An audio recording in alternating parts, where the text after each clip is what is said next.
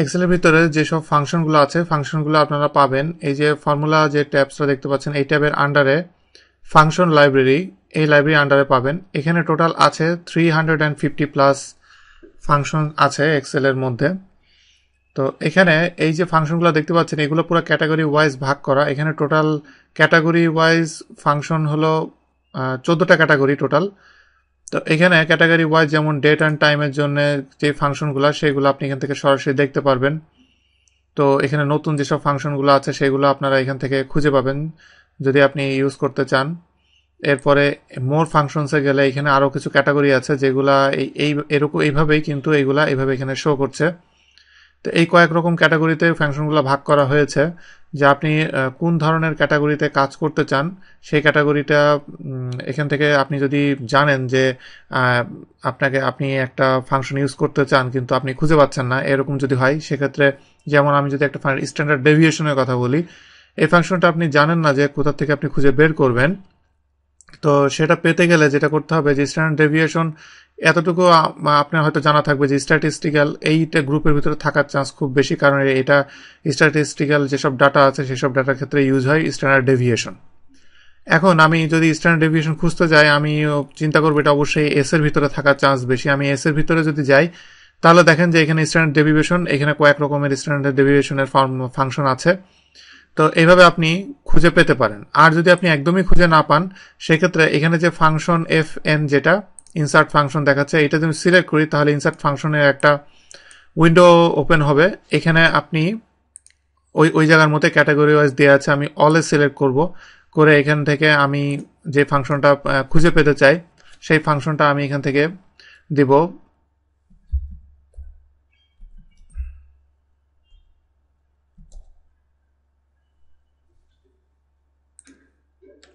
আমি স্ট্যান্ডার্ড ডেভিয়েশনের জায়গায় শুধু স্ট্যান্ডার্ড দিলাম। স্ট্যান্ডার্ড দেওয়ার পর এখানে দেখেন রিকমেন্ডেড, মানে সে আমাকে সাজেস্ট করছে যে আমি কোনগুলা খুঁজছি অ্যাপ্রক্সিমেটলি। তো সে যেটা দিয়েছে এর ভিতরে আমি যেগুলো খুঁজছি সেগুলো প্রথমেই আছে এবং এটার নিচে একটা ডেসক্রিপশন আছে, যে ডেসক্রিপশন দেখে আপনি অ্যাকচুয়ালি বুঝতে পারবেন যে আপনি আসলে কি চান। তো এরপরে আমি আরেকটা দিই লোন ক্যালকুলেশন। লোন ক্যালকুলেশন দেওয়ার পরে আমি লোন ক্যালকুলেশন করতে চাইলে আমি দেখব কোনটা আমার জন্য বেস্ট স্যুট করে।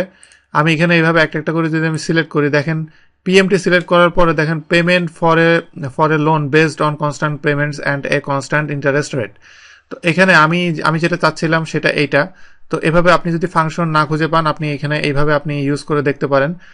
আর আপনি কোনো ফাংশন সম্পর্কে যদি আপনি ডিটেল জানতে চান এখানে একটা হেল্প অন দিস ফাংশন আছে, এটাতে আমি বলবো আপনারা এটা ইউজ করবেন, কারণ অনেক ফাংশন আছে যেগুলা আপনি যদি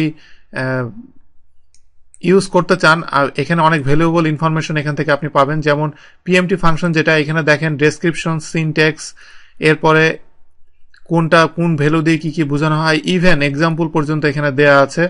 তো যদিও এখানে এক্সাম্পলগুলো একটু সমস্যা, কারণ এক্সাম্পলগুলো একটু খুব বেশি সিম্পল করে দেয়া, যার জন্য এখানে আসলে মানে আপনি একেবারে বেসিক এটা দিয়ে কি বোঝানো হয় ততটুকুই আপনি বুঝতে পারবেন, বাট এটার যে অ্যাকচুয়াল যে আমাদের ওয়ার্ল্ডে যে অ্যাকচুয়ালি কি ভাবে এটা কাজ হচ্ছে এইটা নিয়ে খুব একটা ভালো এক্সাম্পল এখানে যদিও দেওয়া হয় নাই, বাট আপনি অ্যাটলিস্ট জানতে পারবেন যে এখানে এটা দিয়ে কি বোঝানো হচ্ছে।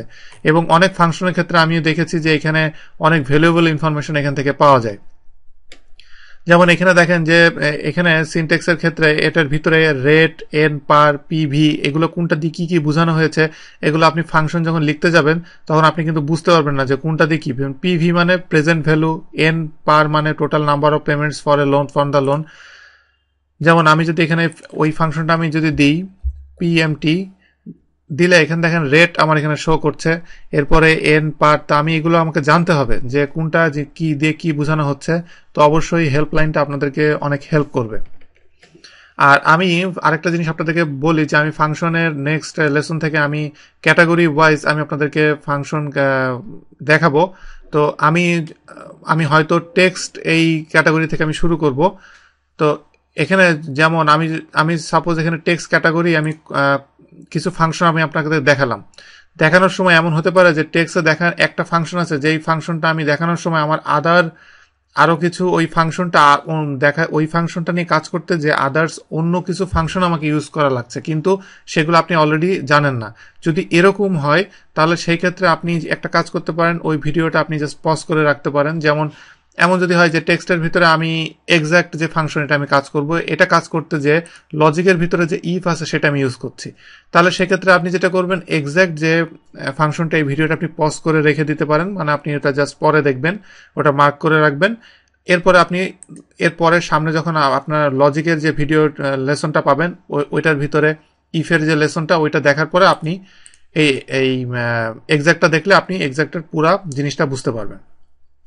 তবে আমি যেহেতু ক্যাটাগরি ওয়াইজ যাব, আমি একটা একটা করে ফুল ক্যাটাগরি শেষ করব। আর এখানে যেমন টেক্সটের ভিতরে অনেক ফাংশন আছে, এখানে সব ফাংশন আসলে অ্যাকচুয়ালি লাগে না।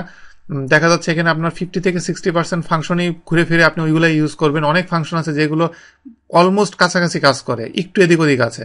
তো এই জন্য সব ফাংশন শেখাটা খুব বেশি ইম্পর্টেন্ট না। এসেনশিয়াল এবং অ্যাডভান্স এই দুইটা ক্যাটাগরির ফাংশন যেগুলো সবচেয়ে বেশি ইউজ হয়, একেবারে খুব আনকমন যেগুলো খুবই কম ইউজ হয় এবং দেখবেন যেগুলো ইউজও খুব বেশি নাই, দেখা যাচ্ছে যে আপনি 100টা শিটের ভিতরে একটাতে হয়তো আপনি ইউজ করছেন কি করছেন না।